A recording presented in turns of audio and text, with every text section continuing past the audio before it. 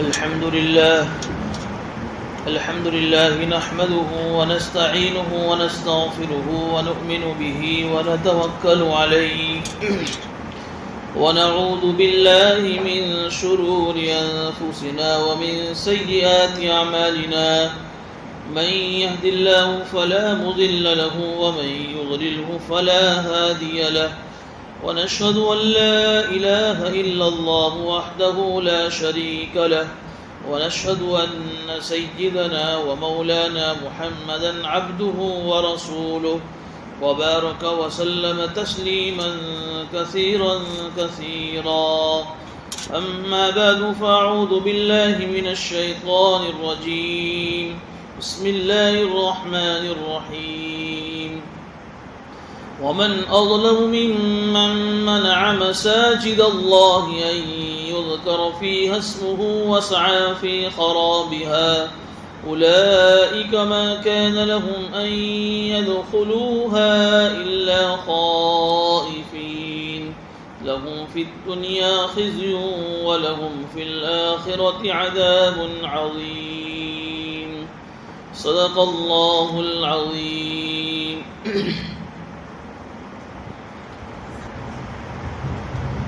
سورہ بقرہ کی تفسیر کا سلسلہ جاری ہے. آیت نمبر 114 کی تلاوت کی گئی ہے. پچھلے کئی ہفتوں سے ہم مسلسل یہ تذکرہ سن رہے ہیں کہ اللہ رب العزت نے مستقل کئی رکوع میں اور کئی آیتوں میں بنو اسرائیل کی نافرمانیوں کا اور ان کی مسلمانوں پر جو اعتراض تھے اس کا تذکرہ کیا ہے. اس آیت میں اللہ رب العزت نے اسی کی ایک کڑی کا سلسلہ کا ذکر فرمایا ہے. سب سے پہلے ہم اس کا ترجمہ کر لیتے ہیں. اور اس سے بڑا ظالم کون ہوگا جو لوگوں کو اللہ کی مسجدوں میں اللہ کا نام لینے سے اور اس کا ذکر کرنے سے روکے اور مسجدوں کو ویران کرنے کی کوشش کرے. انہیں کوئی حق ہی نہیں ہے کہ وہ مسجدوں میں داخل ہو، اور اگر مسجدوں میں داخل ہونا بھی ہے تو ڈرتے ہوئے اور عاجزی کرتے ہوئے داخل ہوئے. ان کے لیے دنیا کے اندر رسوائی ہے اور آخرت میں بڑا بھاری عذاب ہے. اس سلسلے میں مفسرین نے 2-3 باتیں لکھی ہیں. حضرت عبداللہ ابن عباس کی جو روایت ہے، چونکہ وہ سب سے بڑے مفسر قرآن ہیں، ان کی تفسیر کی مطابق اس آیت کے ضمن میں انہوں نے ایک واقعہ نقل فرمایا ہے. اسلام سے پہلے، یعنی حضور اکرم صلی اللہ علیہ وسلم کے دنیا میں آنے سے پہلے یہودی جو لوگ حضرت موسیٰ علیہ السلام کے ماننے والے ہیں، انہیں میں سے ایک فرقہ ہے جنہوں نے بہت سارے نبیوں کا قتل بھی کیا ہے. اسی میں سے ایک نبی حضرت یحییٰ علیہ السلام، ان کا انہوں نے قتل کر دیا. تو یہودیوں کی جو اپوزٹ جو دوسری قوم تھی عیسائی، ان کو بڑا غصہ آیا کہ اللہ کے نبی کو تم نے قتل کر دیا. تو روم میں جو یہ یہودی اس وقت ملک شام میں رہتے تھے، بیت المقدس پر ان کا قبضہ تھا، اور ادھر عیسائی روم میں رہتے تھے. انہوں نے بدلہ لینے کے لیے اس اپنے زمانے کے بادشاہ کا ساتھ لیا اور ملک شام پر چڑھائی کی اور یہودیوں کو ملک شام سے بھگایا، رسوا کیا. اور انہوں نے یہاں تک بدلہ لینے میں حد کر دی کہ یہودیوں کے پاس جو ملک شام میں بیت المقدس میں جو تورات کے اصلی جو نسخے تھے، ان نسخوں کو بھی جلا دیا. اور جو بیت المقدس تھی اس زمانے کی مسجد، اس مسجد کو بھی ویران کر دیا، یہاں تک کہ اس میں گندگی ڈالی اور اس میں خنزیر اور ناپاک چیزیں اس میں ڈالی. تو اس سلسلے میں یہ آیت کریمہ نازل ہوئی کہ اس سے بڑا ظالم کون ہوگا کہ جو اللہ کی مسجدوں میں اللہ کا نام لینے سے لوگوں کو روکے. یہ بھی ایک طرح کی مسجد کے اندر مسجد کو ویران کرنے کی ایک شکل ہے کہ تم نے اس طریقے سے بدلہ لینے میں اس مسجد کو ویران کر دیا، اس میں اللہ کا نام لینے کی بجائے اس میں گندگی تم نے ڈالی. پھر اس طریقے سے یہ مسجد ویران رہی یہاں تک کہ حضور اکرم صلی اللہ علیہ وسلم کا زمانہ آیا. پھر اس کے بعد دور عمر خلافت حضرت عمر فاروق کے زمانے میں جب عمر نے جب عراق کو فتح کیا، اس طرح ملک شام کو فتح کیا، تو اس مسجد کو بھی، بیت المقدس کو بھی فتح کیا، تو اس وقت پھر دوبارہ اس مسجد کو تعمیر کیا، پھر اس کی دوبارہ اس کا جو ہے رینوویشن کیا، اور پھر یہ کئی سالوں تک یہ مسجد مسلمانوں کے قبضے میں رہی۔ پھر اس کے بعد دوبارہ عیسائیوں کا قبضہ ہو گیا، اور پھر عیسائیوں نے اس پر قبضہ کیا، اور کئی 100 سال تک عیسائی اس پر قابض رہے۔ پھر سلطان صلاح الدین ایوبی کا زمانہ آیا، بڑی تفصیلی جو ہے تذکرہ ہم انشاءاللہ اس میں پڑھ چکے ہیں سورہ اسراء میں۔ بہرحال یہاں تو عبداللہ ابن عباس کی روایت اس آیت میں کے ضمن میں بیان کی گئی کہ یہ آیت کا شأن نزول یہ واقعہ ہے۔ ایک اور روایت ہے جب ایک دوسرے صحابی سے منقول ہے، وہ یہ فرماتے ہیں کہ جب وہ مشرکین مکہ نے حضور اکرم صلی اللہ علیہ وسلم کو مکہ سے مدینہ روانہ کیا، رہنے پر مجبور کر دیا مکی زندگی میں، تو صحابہ کرام کا پورا مجمع ہجرت کر کے مدینہ منورہ تشریف لے گئے۔ تو سن ہجری 6 میں آپ کو معلوم ہوگا کہ اللہ کے نبی صلی اللہ علیہ وسلم 1400 صحابہ کا مجمع لے کر عمرے کے لیے روانہ ہوئے، اس لیے کہ 6 سال ہو گئے اپنا وطن مکہ نہیں دیکھا، کعبہ اپنے آنکھوں سے نہیں دیکھا، صحابہ بھی رو رہے ہیں، حضور بھی پریشان ہیں۔ لیکن اس درمیان میں صحابہ کے کہنے پر حضور صحابہ کو لے کر روانہ ہوئے مدینہ منورہ سے مکہ کے لیے۔ راستے میں حدیبیہ نامی جگہ آئی تو وہاں ان لوگوں کو پتہ چلا، انہوں نے وہاں ہی مسلمانوں کو روک دیا کہ تم یہاں نہیں آ سکتے، حالانکہ یہ صحابہ کا وطن ہے، حضور کا وطن ہے، کہ تم یہاں عمرہ بھی نہیں کر سکتے، یہاں آ کر نماز بھی نہیں پڑھ سکتے، کچھ نہیں کر سکتے۔ سارے صحابہ نے احرام پہنا ہوا ہے، حضور اکرم صلی اللہ علیہ وسلم بھی احرام کی حالت میں ہیں، لیکن انہوں نے منع کر دیا۔ اس وقت پھر اللہ کی طرف سے حضور اکرم صلی اللہ علیہ وسلم پر پورا تفصیلی واقعہ ہے، بات بھی آئی کہ آپ احرام کو کھول لیں، جانے نہیں دے رہے آگے۔ سارے صحابہ کو حضور نے فرمایا کہ سب لوگ احرام کھول لیں، اور احرام کھولنے کی شکل یہ ہے کہ حلق کروا لیں، لیکن کوئی صحابی حلق کروانے کو تیار نہیں۔ سب کے دلوں پہ صدمہ ہے کہ 6 سال کے بعد موقع ملا ہے، آدھا راستہ کٹ گیا ہے، کچھ وقت باقی ہے، مکہ کی زیارت کریں گے، عمرہ کریں گے، وہاں جا کر نماز پڑھیں گے، لیکن حضور اکرم صلی اللہ علیہ وسلم کی بات اپنی آنکھوں پر، لیکن صدمہ اتنا تھا کہ اس بات پر عمل نہیں ہو پایا، حضور خود پریشان ہیں۔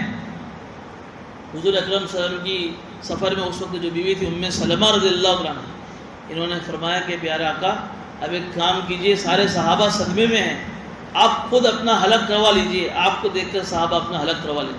حضور نے اپنا حلق کروایا، سارے صحابہ نے حلق کروا لی، اور پھر وہاں سے روانہ ہو گئے۔ تو اس وقت یہ آیت نازل ہوئی کہ اس سے بڑا ظالم کون ہوگا کہ جو لوگوں کو اللہ کی مسجدوں میں اللہ کا ذکر کرنے سے، اللہ کا نام لینے سے روکے، وَسَعَىٰ فِي خَرَابِهَا، اور مسجدوں کو جو ہے ویران کرے۔ علماء نے فرمایا کہ بہرحال کوئی بھی واقعہ ہو کہ اللہ نے تا قیامت تک قرآن کریم کے ذریعے سے ایک قانون لوگوں کو بتا دیا کہ اللہ کے گھر میں اللہ کا ذکر کرنے سے روکنا، یہ اس سے بڑا ظالم دنیا میں کوئی نہیں۔ اللہ کے گھر میں اللہ کا ذکر کرنے سے، تلاوت کرنے سے، نماز پڑھنے سے، اور جو بھی مسجد کی آبادی کی جو بھی محنتیں ہیں، اس محنت کو کرنے سے اگر کوئی روک رہا ہے تو اس سے بڑا ظالم کوئی نہیں۔ اس لیے معارف القرآن مجید مفتی شفیع صاحب نے اس کے ضمن میں 1-2 باتیں یہ بھی لکھی ہیں کہ آج کے زمانے کے اندر بھی اگر کوئی آدمی مسجدوں کے اندر شور و گول کرتا ہے، زور زور سے باتیں کرتا ہے، یہ بھی ایک مسجد کی ویرانی کی ایک شکل ہے۔ وہ آدمی بھی اس آیت کا مصداق ہے کہ جو مسجدوں میں آ کر، جس مسجد کو اس لیے بنا گیا ہے کہ اس میں اللہ کا ذکر ہو، قرآن کی تلاوت ہو، اس مسجد میں آ کر زور زور سے باتیں کرتا ہے، زور زور سے آوازیں بلند کرتا ہے، چیختا ہے، چلاتا ہے اور دنیا کی باتیں کرتا ہے، یہ آدمی بھی اس آیت کا مصداق ہے، یہ بھی ظالم ہے۔ آگے اس کی وعید آ رہی ہے، لَهُمْ فِي الدُّنْيَا خِزْيٌ، اللہ دنیا میں بھی اس کو رسوا کرے گا اور آخرت میں بھی اس کے لیے بڑا بھاری عذاب ہے۔ یہاں تک لکھا ہے علماء نے کہ مسجدوں میں نماز کا وقت چل رہا ہے، لوگ نمازیں پڑھ رہے ہیں، کوئی ذکر میں مشغول ہے، کوئی نوافل میں مشغول ہے، کوئی تلاوت میں مشغول ہے، ایسے موقع پر کوئی آدمی زور زور سے قرآن کی تلاوت کر رہا ہے اور اس کی قرآن کی تلاوت سے دوسرے نمازیوں کو اور دوسرے نوافل اور ذکر کرنے والوں کو تکلیف پہنچ رہی ہے، یہ بھی اس آیت کے ضمن میں داخل ہے، یہ بھی ظالم ہے، اس لیے کہ اس کے قرآن کریم کی زور سے تلاوت کرنے سے دوسرے کو ڈسٹرب ہو رہا ہے۔ مسجد خالی ہے، کوئی نہیں ہے، آپ ذکر جہری کر سکتے ہیں، آپ زور سے قرآن کی تلاوت کر سکتے ہیں، لیکن مسجد میں اور لوگ ہیں اور آپ زور سے قرآن کی تلاوت کر رہے ہیں تو یہ بھی جائز نہیں لکھا ہے، یہ بھی مسجد کی ویرانے کی ایک شکل ہے۔ اس کے ساتھ ایک بات یہ بھی لکھی ہے کہ مسجد کے آبادی کے اندر جو لوگ مسجد سے قریب رہ رہے ہیں، جو مسجد کی سوسائٹی والے ہیں، جو محلے والے ہیں، وہ اگر کوئی اس طرح کی حرکتیں کر رہا ہے کہ مسجدوں کے آس پاس پہ زور سے گانا بجانا ہو رہا ہے، مسجدوں کے آس پاس جو پٹاخے بج رہے ہیں، شادی موقع پر زوروں سے مسجدوں کے قریب میں آوازیں بلند ہو رہی ہیں اور وہ آوازیں مسجدوں میں آ رہی ہیں، وہ بھی اس آیت کی ضمن میں داخل ہے۔ اس کے بہت سارے اور بھی عموم اس میں آ سکتی ہیں۔ بہرحال ہمیں اس آیت کے ذریعے سے ایک سبق لینے کی ضرورت ہے کہ بلا ضرورت مسجدوں میں بات کرنا اور بلا ضرورت مسجدوں میں شور و غل کرنا، یہ جہاں ایک طرف قیامت کی نشانیوں میں سے ایک نشانی ہے، وہاں اس آدمی کو اپنے بارے میں سوچنا چاہیے کہ اللہ مجھ سے اس آیت میں یہی کرے کہ تو سب سے بڑا ظالم ہے۔ اگر کسی کو کچھ کہا جائے تو کون ہوتا ہے مجھے کہنے والا؟ بڑا بھاری معاملہ ہے، اس کو اپنے بارے میں سوچنا چاہیے۔ حالانکہ بہت ساری حدیثیں لکھی ہیں کہ قیامت سے پہلے ایک زمانہ ایسا آئے گا کہ مسجدوں میں 500 آدمیوں کا ٹولہ ہوگا، 500 نمازی ہوں گے، یہ ایک آدمی بھی ایسا نہیں ہوگا کہ جو خوش و خضوع سے نماز پڑھنے والا۔ علی کی روایت مجھے یاد آ رہی، شعب الایمان میں حضرت علامہ بہقی نے اس روایت کو نقل فرمایا ہے کہ قیامت سے پہلے سیأتی علی الناس زمان، ایک زمانہ ایسا آئے گا لا یبقی من الاسلام الا اسمہ، کہ صرف اسلام کا نام باقی رہ جائے گا۔ اب دیکھیے آج کے زمانے میں نوٹ کیجیے، صرف اسلام کا نام باقی رہ گیا ہے۔ اسلام کی جو حقیقت تھی، اسلام کا جو تقاضا تھا، آج ہم سے پورا نہیں ہو رہا ہے۔ اس لیے اسلام بدنام ہے۔ آج ہو نہیں سکتا ہے کہ کوئی آدمی کسی مسلمان کو دیکھے اور وہ اسلام سے متاثر نہ ہو۔ صحابہ جب گلیوں میں نکلتے تھے اور جب اللہ کے راستے میں نکلتے تھے تو یوں کہتے تھے کونو امثالنا، ہمارے جیسے ہو جاؤ۔ ان کی ذات ایک ایسی آئیڈیل تھی، انہوں نے اپنی شخصیت کو ایسا بنایا تھا، ان کے کردار، ان کے اخلاق، ان کے معاملات، ان کے معاشرت، وہ یوں کہتے تھے ڈنکے کی چوٹ کے کونو امثالنا۔ یہ تھی اسلام کی حقیقت۔ اور آج کوئی آدمی اپنے بارے میں، میرے بارے میں، آپ اپنے بارے میں سوچو، میں نہیں کہہ سکتا کہ کوئی کونو مثلی میرے جیسے ہو جا، اس لیے کہ اسلام کچھ اور ہے، ہم کچھ اور کر رہے ہیں۔ تو حضرت علی کی روایت کے جملے میں ایک جملہ یہ ملتا ہے کہ لا یبقی من الاسلام الا اسمہ، قیامت سے پہلے صرف اسلام کا نام باقی رہ جائے گا۔ ولا یبقی من القرآن الا رسمہ، صرف قرآن کا رسم اور قرآن کے الفاظ باقی رہ جائیں گے۔ قرآن کی روحانیت، قرآن کی نورانیت ختم ہو جائے گی۔ کتنے لوگ ایسے ہیں کہ جب قرآن کی تلاوت ہو رہی ہو تو ان کے دل اندر سے کانپ رہے، آنکھوں سے آنسو جاری ہو جاتے ہوں، دل اتنے سخت ہو گئے ہیں کہ قرآن کی تلاوت ہو رہی ہے لیکن اندر سے دل لرز نہیں رہے، اندر سے دل کانپ نہیں رہے۔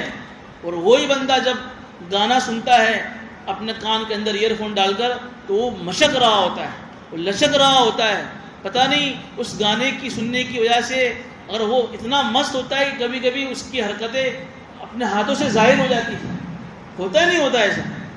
کیا وجہ ہے؟ یہ قرآن قیامت کی نشانیوں میں سے ایک نشانی ہے کہ صرف قرآن کا رسم، اور اس کا ایک علماء نے تفسیر یہ بھی لکھی ہے کہ صرف قرآن کو برکت کے لیے کھولا جائے گا۔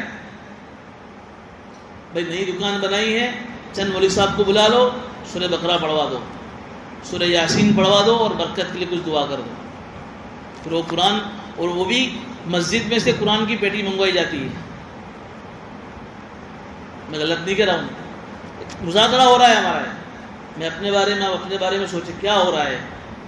کسی کی یہاں میت ہو گئی، بھائی عورتیں ہر جمعہ کو جا رہی بیٹھنے کے لیے، سورہ یاسین کی پیٹی لا کر رکھ دی، ساری عورتیں سورہ یاسین پڑھ رہے۔ چند دن ہوئے، وہ میت کا دم ختم ہو گیا، ساری عورتوں نے آنا بند کر دیا، قرآن کی تلاوت ختم ہو گئی۔ کیا ہے روزانہ کا جو معمول قرآن کی تلاوت کا، یہ ہے نہیں ہمارے پاس۔ مولوی صاحب میرا تو یہ معمول برسوں سے کہ میں کبھی سورہ یاسین پڑھے بغیر جاتا ہی نہیں دکان پر۔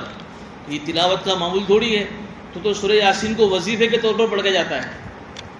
پڑھنا چاہیے، منع نہیں ہے، سورہ یاسین کے فضائل لکھے ہیں، میں منع نہیں کر رہا ہوں، لیکن صرف سورہ یاسین کی پڑھنے پر اکتفا کرنا۔ ابھی مجھے ایک نے سنایا کہ میں نے یہ معمول بنایا کہ میں روز سورہ بقرہ پڑھوں گا، ان کا دوسرا قرآن کون پڑھے گا؟ پھر 2.5 پارے کی سورہ بقرہ ہے جس کو پڑھنے میں کم سے کم ایک عالم نہیں، غیر عالم کو 1.5 گھنٹہ لگے گا، تو پھر دوسرا قرآن تو کب پڑھے گا؟ ظاہر سی بات ہے، اس کے کوئی نہ کوئی مقصد ہوگا۔ پڑھ سکتے ہیں سورہ بقرہ، لیکن صرف سورہ بقرہ پر اکتفا، سمجھ رہے ہیں؟ ایک تو یہ ہے کہ اس کو پڑھنا ہے، سورہ یاسین پڑھنی ہے فجر کے بعد، مغرب کے بعد سورہ تبارک پڑھنی ہے، سورہ سجدہ پڑھنی ہے، سورہ واقعہ پڑھنی ہے، سورہ رحمان، سب پڑھنا ہے۔ وہ تو پڑھنا ہی پڑھنا، اس کے ساتھ میں دن بھر میں روزانہ آدھا ایک صفحہ میرا روٹین کا جو معمولات قرآن کا وہ کہاں ہو رہا ہے؟ تب جا کر تو سال بھر میں 2 مرتبہ قرآن ہمارا ختم ہوگا، ورنہ پھر رمضان سے رمضان قرآن ہمارا کھلے گا، صرف سورہ یاسین کے علاوہ کچھ قرآن کو ہم دیکھیں گے بھی نہیں۔ تو لا یبقی من القرآن الا رسم، صرف قرآن کی رسم باقی رہ جائے گی۔ آگے علی کا جو جملہ ہے جو اس آیت کے تعلق سے ہے، مساجدها عامرة وهي خرابها من الهدى، کہ مسجدیں تو قیامت سے پہلے مسجدوں کا حال ایسا ہوا کہ مسجدیں تو بڑی، عامر کا لفظ ہوتا ہے، عامر کہتے ہیں بڑی جو ہے آباد ہوگی۔ آباد کا مطلب یہ نہیں ہوگا چیزوں سے آباد ہوگی، ایک سے ایک ڈیزائن والی مسجدیں بنے گی، مسجدوں میں ایک سے ایک شرنگار کیا جائے گا، ایک سے ایک ڈیکوریٹ کیا جائے گا، مسجدوں میں ایک سے ایک قالین بچھائے جائیں گے، لیکن مسجدوں کا حال یہ ہوگا کہ وہی خرابها من الهدى، ہدایت سے بالکل خالی ہوگی۔ جن مقاصد کے لیے مسجدیں بنائی گئی ہیں، ہدایت کا پیغام یہاں سے جاوے، اسلام کا پیغام یہاں سے جاوے، ہماری مسجدیں اسلامک سینٹر بنے اور یہاں سے ہدایت کا پیغام پوری دنیا میں جاوے، اس سے مسجدیں خالی ہو جائیں۔ ہو رہا ہے 5 وقت کی نماز کے لیے مسلمان مسجد میں آ رہا ہے، تاکہ آپ کسی ایسے وقت میں آئیے جس وقت میں نماز کا وقت نہیں ہے، آپ کو مسجد میں کوئی نہیں ملے، تو صرف مسجد 5 وقت کی نماز کے لیے یہ تو ہے ہی ہے، لیکن 24 گھنٹے ہماری مسجد میں کوئی عمل نہیں ہو رہا ہے، جبکہ مسجد نبوی کے طرز پر ہمارے علماء کہتے ہیں، بزرگان دین کہتے ہیں کہ ہماری مسجد نبوی کا نمونہ بنے۔ کیا مطلب اس کا؟ 24 گھنٹے ہماری مسجدوں سے اعمال ہونے چاہیے۔ اس لیے تو کوئی قیدی جب لایا جاتا تھا تو اس کو مسجد نبوی میں باندھا جاتا تھا، تاکہ وہ 24 گھنٹے کے اعمال دیکھ کر وہ قیدی جو غیر مسلم ہیں، جس نے اسلام قبول نہیں کیا ہے، وہ اسلام سے متاثر ہو جائے۔ اور ایسے کئی واقعات آپ کو ملیں گے تاریخ میں اور سیرت میں کہ 3 دن کے اندر ان کی کایا پلٹ جاتی تھی۔ حالانکہ ان کو ایسا کہا جاتا کہ بھئی تم جس محمد کے پاس جا رہے ہو صلی اللہ علیہ وسلم، اس محمد کی کوئی بات مت سننا تم، لیکن وہ آتے تھے، قیدی بن کر آتے تھے، چھپ چھپ کر آتے تھے، مسجد نبوی کا نمونہ دیکھتے تھے اور وہاں سے وہ ہدایت لے آتے تھے۔ وہی بات حضرت علی کہہ رہے ہیں کہ وہی خرابها من الهدى، کہ مسجدیں تو بہت آباد ہوگی چیزوں سے، لیکن ہدایت سے خالی ہوگی۔ تو بہرحال اس آیت کے ذریعے سے ہمیں یہ بات مل رہی ہے، بہرحال اس کا کوئی بھی شان نزول ہو، لیکن ایک قانون اللہ نے اس آیت میں بیان فرما دیا۔ اس سے بڑا ظالم کون ہوگا کہ جو اللہ کی مسجد میں اللہ کا نام لینے سے روکو۔ ایک بات میں اور یہاں کہوں گا، آج ہماری مسجدیں فرقوں میں اور مسلکوں میں بڑھ گئی۔ بھئی باہر بورڈ مار دیا گیا، فلاں فلاں کو مسجد میں، ہماری مسجد میں آنے کی انٹری نہیں۔ کیا یہ بورڈ مارنا اس طرح کے اعلان کیا اس آیت کے ضمن میں داخل نہیں؟ تم کون ہوتے ہو کسی کو اپنی مسجد میں آنے سے روکنے کے لیے؟ مسجد اللہ کا گھر ہے، اب یہ تمہاری ملکیت نہیں ہے، اب یہ تمہاری جائیداد نہیں ہے۔ اس مسجد میں کوئی بھی آ سکتا ہے، کوئی بھی آ کر ذکر اور نماز پڑھ سکتا ہے۔ یہاں تک بات علماء نے لکھی ہے کہ مسجدیں جب اللہ کا گھر ہے، اللہ کی ملکیت ہے، تو اس مسجدوں میں جھگڑے کرنا، اس مسجدوں کے اوپر ٹرسٹ جمانے کے لیے جھگڑے کرنا، جائیدادوں کے لیے جھگڑے کرنا، اپنا نام دکھانے کے لیے جھگڑے کرنا، یہ بھی اس آیت کے ضمن میں داخل ہے۔ بہت ساری چیزیں اس میں داخل ہیں، ہر آدمی سمجھ سکتا ہے کہ کون وہ ساری چیزیں، جن ساری چیزوں کی وجہ سے اگر مسجد کو کسی وجہ سے مسجد کے اندر آنچ آ رہی ہے، مسجد کے اندر نمازیوں کو خلل آ رہا ہے، وہ ساری چیز آیت میں داخل ہے۔ بہرحال یہ آیت میں اللہ نے ان یہودیوں کی جو ہے اور چیز کا ذکر فرمایا کہ ان کی عادت تھی کہ یہ اس زمانے کے یہودی بھی اور مشرکین مکہ مسلمانوں کو روکا کرتے تھے۔ سورہ اقرا میں تذکرہ اللہ نے فرمایا ابو جہل کے بارے میں، ارائیت عبدا اذا صلی، کہ آپ نے دیکھا اس آدمی کو، ارائیت الذی ینہا عبدا اذا صلی۔ ابو جہل، عبداللہ ابن عباس کی روایت ہے کہ مکی زندگی میں ابھی اسلام کا نیا زمانہ تھا، حضور اکرم صلی اللہ علیہ وسلم ایک مرتبہ حرم کے قریب نماز پڑھ رہے ہیں، ابو جہل نے صاف منع کر دیا، میں یہاں کا دادا ہوں۔ قرآن کی آیت کا ترجمہ اگر ہم یوں کرتے چلے کہ میں یہاں کا دادا ہوں، تم یہاں نماز نہیں پڑھ سکتے۔ تو حضور نے اس وقت ابھی اس ابو جہل کو ڈانٹا تھا، تو اس وقت اللہ نے پوری سورہ اقرا میں آخری آیتوں میں اس کا تذکرہ فرمایا کہ تو یوں کہتا ہے کہ میرے پاس بہت سارے، میں ڈون ہوں، میرے پاس بہت سارے لوگ ہیں، تو بھی اپنے لوگوں کو بلا لے، میں بھی جہنم کے فرشتوں کو بلا لیتا ہوں، دیکھ تیری کیا گد بناتا ہوں جہنم میں۔ اللہ نے زبردست آیت میں ابو جہل کو لتاڑا ہے کہ جس نے حضور کو نماز پڑھنے سے روکا۔ ایسے کئی سارے واقعات ہیں۔ بہرحال مسجد اللہ کا گھر ہے، اس مسجد کے مقاصد میں یہی ہے کہ 24 گھنٹے اس مسجد کو آباد کیا جائے ذکر سے، تلاوت سے اور ہدایت کے پیغام سے۔ آگے اللہ فرما رہے اولئک ما کان لہم ان یدخلوها الا خائفین، ان کو کیا حق بنتا ہے کہ وہ مسجدوں میں داخل ہوں؟ یہ لائق ہی نہیں مسجدوں کے ٹرسٹی بننے کے، یہ لائق ہی نہیں مسجدوں کے اپنا حق جمانے کے۔ مشرکین مکہ کو کہا جا رہا ہے کہ اس زمانے کے جو مشرکین مکہ تھے ان کا حرم پر قبضہ تھا، ہاں اگر ان کو داخل ہونا بھی ہے الا خائفین، یہ داخل ہو سکتے ہیں لیکن ان کے اوپر ہیبت ہو، ان کے اندر عظمت ہو، مسجد کی تعظیم ہو۔ اس لیے علماء نے لکھا ہے کہ جو بھی آدمی مسجد میں آوے اس کی دل کی کیفیت یہ ہو کہ اللہ کا گھر ہے، اس کا دل عظمت سے بھر جاوے، اس کا دل جو ہے مسجد کی ہیبت سے بھر جاوے۔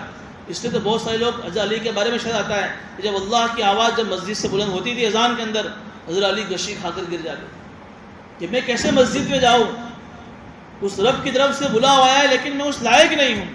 کیا کیفیت میری اور آپ کی بنتی ہے مسجد میں آتے ہیں؟ اسی لیے تو علماء نے جو ہے ظہر سے پہلے کی اور بہت ساری نمازوں سے فرض نمازوں سے پہلے جو سنتیں رکھی ہے، یہ اس لیے رکھی ہے اللہ نے کہ آدمی کاروبار سے آ رہا ہے، دھندے سے آ رہا ہے، گھر سے آ رہا ہے، اپنی ڈیوٹی سے آ رہا ہے، ہو سکتا ہے کہ بہت ساری مشغولی دماغوں میں لے کر آ رہا ہے، ابھی اس کو اللہ کے دربار میں حاضر ہونا ہے۔ اللہ کے دربار کی فرض نمازوں کی حاضری سرکاری حاضری ہے۔ جب ایک وکیل اور ایک سرکاری سرونٹ جب اپنے کسی جو ہے آفس میں جاتا ہے تو بالکل یونیفارم کے ساتھ اچھے لباس کے اندر اور بالکل تیار ہو کر جاتا ہے کہ مجھے ایک حاضری پرانی ہے سرکاری جو ہے کچہری میں، یہ سرکاری دربار کے اندر فرض نمازوں کی حاضری یہ سرکاری حاضری ہے۔ ہو سکتا ہے کہ اس سرکاری حاضری میں جب اللہ سورہ فاتحہ شروع ہوگی یا اپنے اللہ سے جب سورہ فاتحہ سے بات کرے گا، اللہ اس سے بات کرے گا، ہو سکتا ہو میرا بندہ دنیا کی مشغول لے کر آئے وہ مشغول ہو جاوے، اس لیے کہا کہ اس سے پہلے 4 رکعت نفل نماز پڑھ لو۔ بھئی نفل نماز پڑھنے سے کیا ہوگا کہ تمہارا دھیان دنیا سے ہٹ کر نماز میں مشغول اللہ کی طرف متوجہ ہو جائے، اس لیے نمازیں رکھی ہیں۔ اس لیے لکھا ہے کہ کوئی بھی آدمی مسجد میں آوے چاہے وہ کسی کام سے آیا ہو، اس کے لیے یہ حق بنتا ہے، ضروری نہیں ہے لیکن یہ آداب میں لکھا ہے، وہ مسجد میں آئے تو وضو کرے، وہ 2 رکعت تحیۃ الوضو پڑھے، وہ 2 رکعت تحیۃ النماز پڑھے۔ یہ بہت بڑا یہ عمل ہے۔ کوئی بھی کام ہو مسجد میں آیا ہے، اب مسجد کے آداب بھی ہیں کہ وضو کرے، وہ 2 رکعت نماز پڑھ کر جائے۔ تو اولئک ما کان لہم ان یدخلوها الا خائفین، ان کو حق نہیں بنتا ہے کہ وہ مسجدوں میں داخل ہوں مگر یہ لوگ ڈرتے ہوئے اور عظمت کے ساتھ داخل ہوں۔ لہم فی الدنیا خزی، اور ان کے لیے دنیا میں رسوائی ہے۔ یہ اس وقت تک آ گیا جب یہ مشرکین مکہ کا رعب تھا، اللہ تعالیٰ نے اسی وقت یہ آیت سنائی تھی، پھر یہی ہوا فتح مکہ جب ہوا تو کیسی رسوائی آئی۔ یہ ابو جہل اور جو لوگ یہ کہتے تھے کہ ہمارے یہاں طوطا بولتا ہے، ہم لوگ یہ ایسے ہیں، کہ فتح مکہ ہوا تو سب کی بولتی بند ہو گئی۔ حضور نے فرمایا کیا خیال ہے تمہارا کہ آج میں تمہارے ساتھ کیا معاملہ کروں گا؟ کیا کہا؟ کریم ابن کریم، آپ تو ایک شریف ہے اور شریف کے بیٹے ہیں، آپ سے ہمیں اچھائی کی امید ہے۔ اس وقت حضور نے یہی کہا کہ میں تم سے آج وہی کہوں گا جو میرے بھائی یوسف نے اپنے بھائیوں سے کہا۔ حضور نے سب کو معاف کر دیا، تو اللہ نے ایسی رسوائی دی کہ سب کی بولتی بند ہو گئی دنیا کے اندر۔ وَلَهُمْ فِي الْآخِرَةِ عذاب عظیم، فی آخرت میں اللہ نے عذاب تیار کر ہی رکھا ان لوگوں کے لیے۔ وَلِلَّهِ الْمَشْرِقُ وَالْمَغْرِبُ فَأَيْنَمَا تُوَلُّوا فَثَمَّ وَجْهُ اللَّهِ، اللہ ہی کے لیے ہے مشرق کی سمت اور مغرب کی سمت، جدھر بھی رخ کرو گے اور رخ اللہ ہی کی طرف ہوگا۔ ان اللہ واسع علیم، اللہ بہت وسعت والا ہے اور بڑا علیم ہے۔ جب دوسرا پارہ جب شروع ہوگا تو اس وقت جو ہے تفصیل کے ساتھ 2 رکوع میں وہ مضمون آ رہا ہے کہ جب حضور اکرم صلی اللہ علیہ وسلم جب صحابہ مدینہ منورہ جب ہجرت کر کے گئے تو اللہ رب العزت کی طرف سے جو حکم آیا کہ اب تمہارا قبلہ بیت المقدس۔ مکی زندگی کے 13 سال صحابہ نے نماز پڑھی، قبلے کعبے کی طرف رخ کر کے نماز پڑھی، لیکن جب مدینہ پہنچے ہیں تو پھر اللہ رب العزت نے حضور اکرم صلی اللہ علیہ وسلم کو اور صحابہ کرام کو یہ حکم دیا کہ اب تم رخ کر کے نماز پڑھو کدھر؟ بیت المقدس۔ تو اس وقت بھی یہودیوں نے اعتراض کیا تھا، دیکھو یہ کبھی اس طرف نماز پڑھتے رک کر کے اور کبھی اس طرف رک کر کے نماز پڑھتے ہیں۔ اس وقت حضور اکرم صلی اللہ علیہ وسلم کو بھی تھوڑی سی دل میں ایک تکلیف ہوئی تھی کہ یار وطن سے بھگایا گیا اور اس وطن میں جو کعبہ ہے اس کعبے کی طرف نماز پڑھتے تھے، اس سے بھی اللہ نے منع کر دیا۔ اس میں بہت ساری حکمتیں اس وقت آئے گی کہ یہودیوں، چونکہ مدینہ میں یہود زیادہ تھے اور یہودیوں کا قبلہ اس وقت بیت المقدس تھا، تو یہودیوں کو متاثر کرنے کے لیے، ان کو مسلمانوں سے قریب لانے کے لیے، اسلام سے قریب کرنے کے لیے مسلمانوں کو کہا گیا کہ تم بھی ادھر جس طرف یہودی رخ کرتے ہیں تم بھی اس طرف بیت المقدس رخ کر کے نماز پڑھا کرو۔ تو اللہ نے اس وقت جب حضور اکرم صلی اللہ علیہ وسلم کو جب تکلیف ہوئی فرمایا کہ یہ کعبے کی طرف رک کر کے نماز پڑھنا، اور کبھی اب ہمارا حکم آیا ہے تو بیت المقدس کی طرف رک کر کے نماز پڑھنا، یہ تو ایک طرح کی جو ہے سمت ہے۔ اصل تو ہمارا حکم ہے، تمہیں ثواب اس وقت بھی ملتا تھا، اب بھی تمہیں ثواب ملے گا۔ ایسا نہیں ہے کہ کعبے کی طرف تم رک کر کے نماز پڑھتے تھے تو اس کا مطلب یہ نہیں تھا کہ اللہ تعالیٰ کعبے کے اندر ہیں، اب تم بیت المقدس رک کر کے نماز پڑھو گے تو ایسا نہیں کہ اللہ بیت المقدس میں آ گیا۔ اللہ جو کہہ رہے ہیں وَلِلَّهِ الْمَشْرِقُ وَالْمَغْرِبُ، یہاں تو صرف مشرق مغرب کا تذکرہ ہے، باقی جو چاروں جو دشائیں ہیں، چاروں جو ڈائریکشن ہیں، جو سمت ہے، سب اللہ کی ہیں۔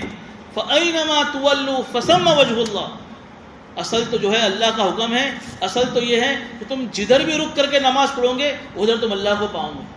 یہ تو صرف اب سوال یہ ہوتا ہے کہ جب اللہ تعالیٰ ہر سمت میں ہے، یہ ہمارا عقیدہ ہے اور اس عقیدے کو ہمیں ماننا پڑے گا کہ اللہ تعالیٰ ہماری طرح جسم کے ساتھ کسی ایک سمت میں نہیں ہے۔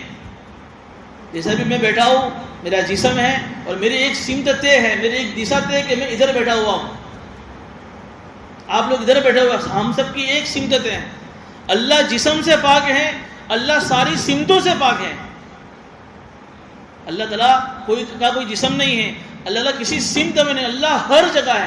اس لیے تو ہم اپنے چھوٹے بچوں کو کیا سکھاتے ہیں کہ بیٹا اللہ کہاں ہے، پوچھتا ہے، ہم کہتے ہیں اللہ ہر جگہ ہے، اللہ ہر جگہ ہے۔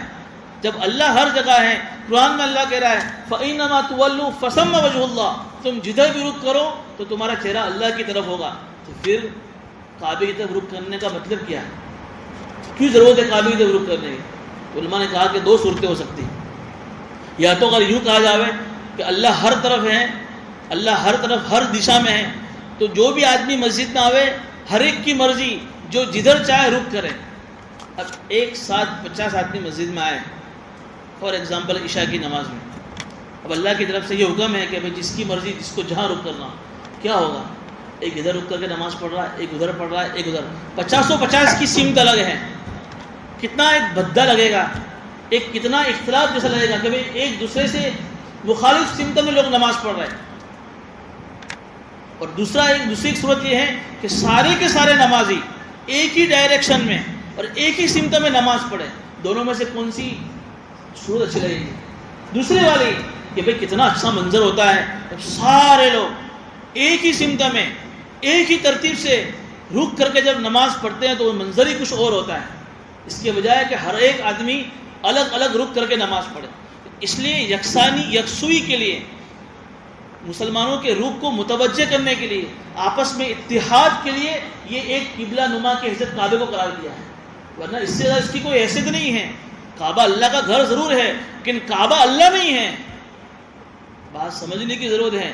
بہت سارے ہمارے برادر وطن ہندو بھائیوں کی طرف سے بھی ہم پر یہ اعتراض ہوتا ہے کہ جس طریقے سے تم کعبے کی طرف رک کر کے نماز پڑھتے ہو، تم وہاں جاتے ہو حج کرنے کے لیے اور عمرہ کرنے کے لیے، تم وہاں کعبے کو چمٹتے ہو، اس کا پردہ پکڑتے ہو اور ملتزم کو چمٹ کر روتے ہو اور دعائیں مانگتے ہو، تو ہم بھی تو ہمارے سامنے بھگوان اور مورتی ہوتی ہے، کعبہ جس طرح ایک پتھر ہے، تم اس کی طرف رک کرتے نماز پڑھتے ہو، یہ بھی ایک پتھر ہے، ہم بھی اس کو پوچھتے ہیں، تو تمہارے ہمارے میں کیا فرق ہے؟ ارے یہ سوال ہوتا ہے کہ نہیں ہوتا ہے؟ کرتے ہیں لوگ سوال، اس کا کیا جواب ہے؟ بھائی کعبے کی عزت کرنا، اس کی طرف رک کر کر نماز پڑھنا، اس کو چمٹنا، اس کو چاٹنا، اس کو بوسہ دینا حضرت اسود کو، کیا عزت کرنا یہ کوئی پوجا میں شامل نہیں ہے؟ عزت کرنا یہ کوئی عبادت میں ہم تو عزت اپنے ماں باپ کی بھی کرتے ہیں، تو کیا ہم ماں باپ کی پوجا کرتے ہیں؟ ہم عزت مسجد کی بھی کرتے ہیں، تو کیا ہم مسجد کی عبادت کرتے ہیں؟ اب یہ کعبہ ہمارے سامنے نہیں ہے کہ ہمارا رخ کعبے کی ڈائریکشن میں ہے، تو اس کا مطلب نہیں یہ نہیں کہ ہم مسجد کی کسی ایک جو ہے پلر کی اور کسی ایک دیوار کی عبادت کر رہے ہیں۔ اور ان کا تو مقصود یہی ہے کہ ان کے سامنے جو ان کا بھگوان ہے، جو ان کی مورتی ہے، ان کا مقصود یہ ان کی عزت، مطلب ان کی عبادت۔ اور کوئی بھی آدمی آج تک جو کعبے میں گیا ہو، کسی نے کعبے سے سوال نہیں کیا ہے۔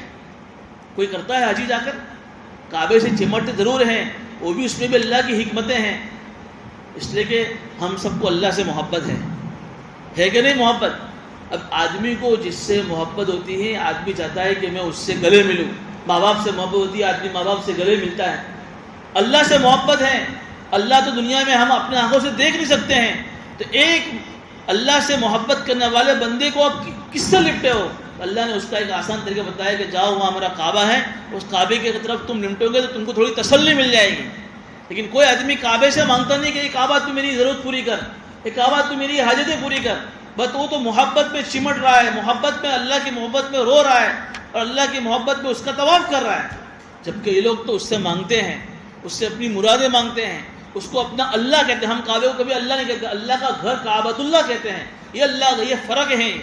تو بہرحال اس آیت میں اللہ نے ایک جو ہے بڑی عجیب بات کا اشارہ فرمایا ہے کہ وَلِلَّهِ الْمَشْرِقُ وَالْمَغْرِبُ، اے نبی جی آپ غمگین مت ہوئیے، آپ پریشان مت ہوئیے، ہم نے آپ کو چند دنوں کے لیے بیت المقدس کے رک کر کے نماز پڑھنے کو کہا ہے، آپ ادھر بھی رک کر کے نماز پڑھیں گے تو بھی آپ کو ثواب ملے گا۔ فَأَيْنَمَا تُوَلُّوا فَثَمَّ وَجْهُ اللَّهِ، جدھر بھی رک کرو گے آپ اللہ کو پاؤ گے۔ ان اللہ واسع علیم، بے شک اللہ بڑا وسعت والا ہے اور بڑا علیم ہے، اللہ کی جہت ہر طرف ہے، یہ اللہ علیم ہے، تم جہاں بھی سجدہ کرو گے تم اس طرف اللہ کو، اللہ تمہارے اللہ کے علم ہمیں کہ تم نے یہاں سجدہ کیا۔ اس لیے اس آیت کی ضمن میں علماء نے ایک بات یہ بھی لکھی ہے کہ نفل نمازوں کے اندر کوئی آدمی سواری کر رہا ہے اور سواری کرنے میں اس کی جو ہے ٹرین یا اس کی بس یا اس کی جو ہے کوئی بھی جس سواری کو سوار کر رہا ہے وہ قبلے کی ڈائریکشن میں نہیں ہے، اب اگر اس کو نفل نماز پڑھنی ہے تو نفل نماز تو آدمی بیٹھ کر بھی پڑھ سکتا ہے، تو آدمی اگر نفل نماز ہے ایسی سواری پڑھے جس سواری کا رخ قبلے کی ڈائریکشن میں نہیں ہے تو وہ آدمی جدھر بھی اس کی سواری کا رخ ہو وہ آدمی نفل نماز اس طرف پڑھ سکتا ہے، فرض نماز نہیں پڑھ سکتا ہے۔ مثال کے طور پر ٹرین میں ہے اور ٹرین کے اندر اس نے قبلہ معلوم کیا تو ادھر جا رہا ہے مشرق کی طرف، اب اس کی ٹرین یوں جا رہی ہے، اب اس کو اتنا موقع نہیں ہے یا اتنی جگہ نہیں کہ وہ مشرق کی طرف رک کر کے نماز پڑھے جہاں اس کی ٹرین جا رہی۔ علماء نے لکھا ہے کہ وہ اس وقت نماز نہیں پڑھے گا، وہ فرض نماز اس کی نماز ہی نہیں ہوگی۔ اب جب ٹرین کا قبلہ جب مغرب کی طرف اس کی ٹرین جائے گی جس طرف جو ہے قبلہ ہے اس طرف وہ رک کر کے نماز پڑھے گا۔ لیکن نفل نمازوں میں اتنی آسانی اس آیت کے ضمن میں کہ نفل نماز اس میں بھی کوشش تو یہ ہو کہ ہمارا قبلہ جو ہے کعبے کی طرف ہو، ہماری دشا کعبے کی طرف ہو، لیکن مجبوری ہے رخ نہیں ہے اس طرف تو آدمی بیٹھے نفل نماز اپنے سواری پر بھی جدھر چاہے پڑھ سکتا ہے۔ اس طرح ایک مسئلہ یہ بھی لکھا ہے کہ آدمی سفر میں ہے، اس کے پاس قبلہ نما ہے لیکن ڈائریکشن سے پتہ نہیں چل رہا کہ دشا کہاں ہے، بہت تحری کی، تو علماء لکھا ہے کہ وہ جہاں بھی چاہے اس کا دل جس طرف گوارا کرے اس طرف رک کر کے نماز پڑھ لے۔ پھر بعد میں اس کو معلوم ہوا نماز پڑھ لینے کے بعد کوئی آیا، وہ بھائی صاحب آپ نے نماز اس طرف پڑھی، قبلہ تو آپ کا اس طرف تھا، اس کو نماز لوٹانے کی ضرورت نہیں ہے، کیونکہ اس نے تحری کی۔ تحری کا مطلب سوچا، غور و فکر کیا کہ بھئی سورج کہاں سے اگتا ہے، سورج کہاں اتمتا ہے، پھر بھی اس کو پتہ نہیں چلا ہے اور اس نے جو ہے کسی ایک سمت کی طرف رک کر کے نماز پڑھ لی ہے تو اللہ ہر طرف ہے، مجبوری ہے، اب اس کو دوبارہ نماز اٹھانے کی ضرورت ہے۔ ہاں اس نے تحری نہیں کری، پھر کیا ضرورت ہے، اور اس نے کہیں بھی نماز پڑھ لی تو پھر اس کو نماز دہرانی پڑے گی۔ بہرحال اس آیت کے اس پورا تفصیلی واقعہ انشاءاللہ دوسرے پارے میں آئے گا۔ یہاں تو یہودیوں نے جو مذاق اڑایا تھا اس ضمن میں اس آیت کا تذکر آ گیا، آگے اور بھی آیتیں ہیں، اس آیتوں کے اندر بھی اللہ تعالیٰ نے یہودیوں کے عقیدوں کا تذکرہ فرمایا ہے۔ بس یہاں پر بات ختم کریں۔